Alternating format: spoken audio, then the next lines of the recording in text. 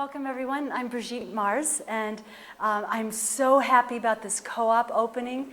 I live right across the street, just diagonal, and I've never learned to drive a car, even though I'm 50 years old.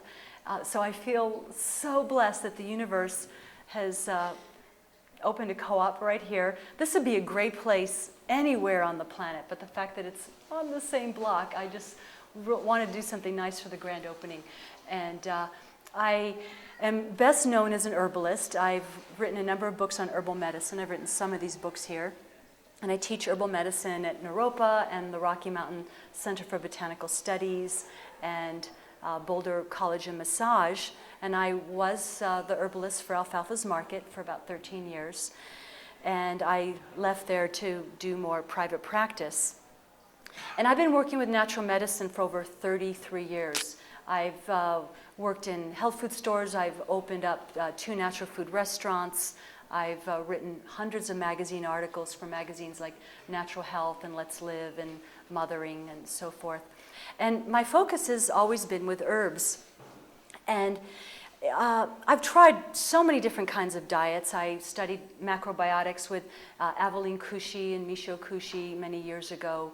I've heard all the great teachers, Dr. Dean Ornish and Bernard Jensen, and many, many more. I was a student of Dr. Christophers and Susan Weed and Christopher Hobbs and many more names.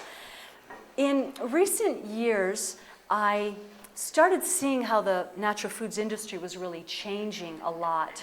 I was very concerned about corporate takeover of the natural food industry, and a lot of the little companies that I'd seen really grow from small organic farms in different parts of the country were now owned by huge corporations whose names I won't mention, but the ones that you see advertised on TV were now owning these little small organically grown companies.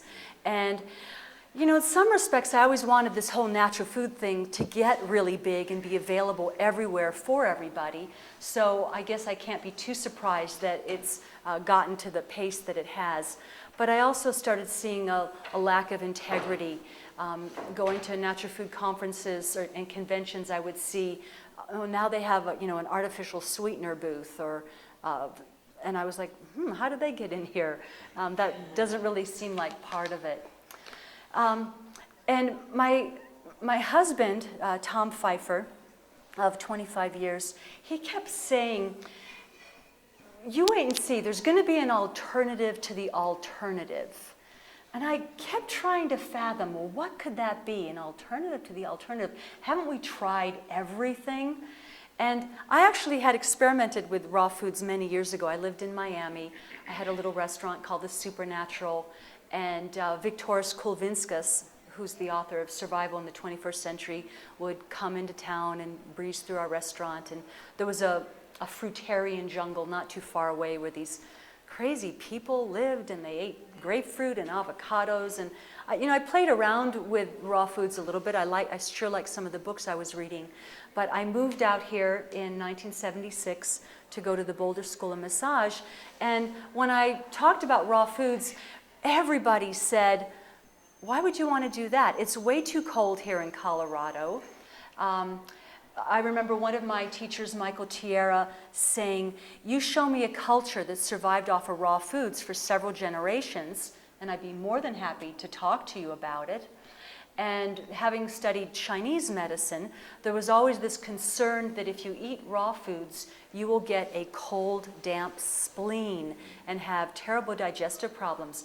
And also in 1976, health food stores were mostly packaged processed food stores. Maybe they had organic apples and organic carrots, but that was really about it. So all of the fresh produce that I was familiar with from Miami wasn't available here. And so I pretty much shelved the idea and proceeded to study everything else for many, many years.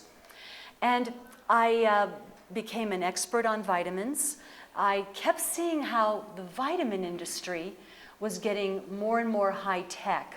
I knew about things like, lecithin and then inositol and choline, but then it got even more high tech. It was phosphatidylcholine, and herbs were getting more high tech. No longer was someone just content to use St. John's wort tea or St. John's wort in a capsule. The drug companies, it seemed, had gotten involved, and now they were looking for the active ingredient, the alkaloid, the hypericin or the hyperforin or the valiopotric acid.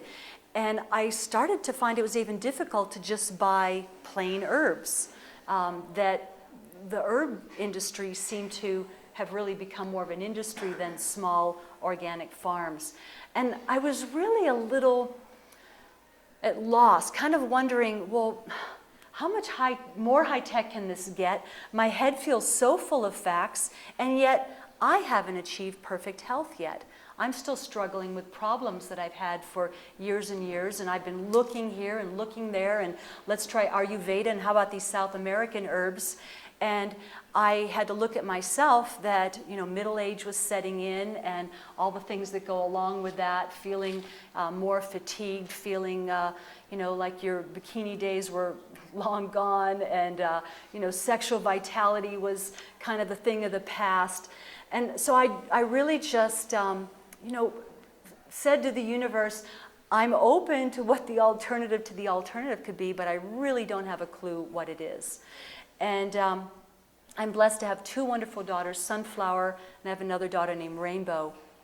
And Rainbow was living in Santa Monica and making movies and commercials. And we had been in a health food store one day, and this beautiful man came up to us named Giuliano, and he gave us a flyer for a raw foods potluck.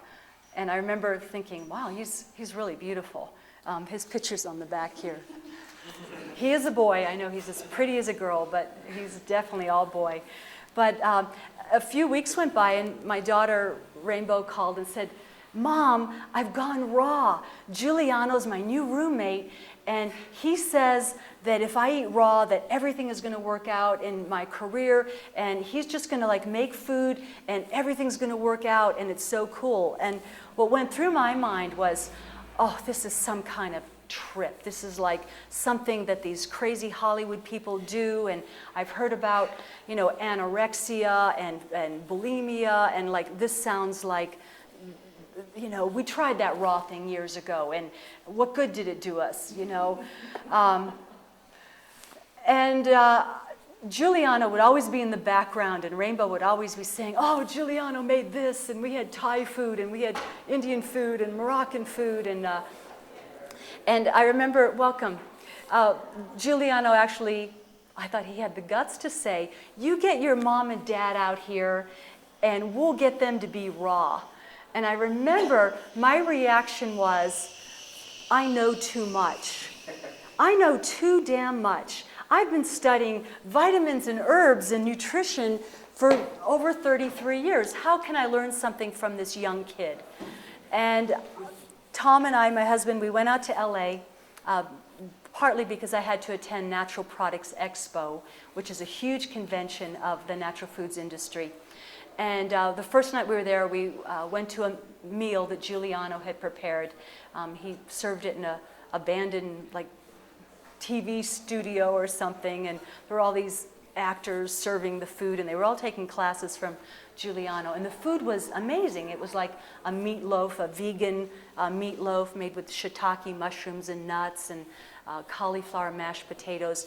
And my husband and I, before we went, we kind of said, my husband, who's always had digestive problems, he said, I hope this doesn't bother my stomach, you know, and then I said, well, honey, you know, if we don't get enough to eat at this thing, we can always go out afterwards to, you know, one of the great restaurants in LA or something.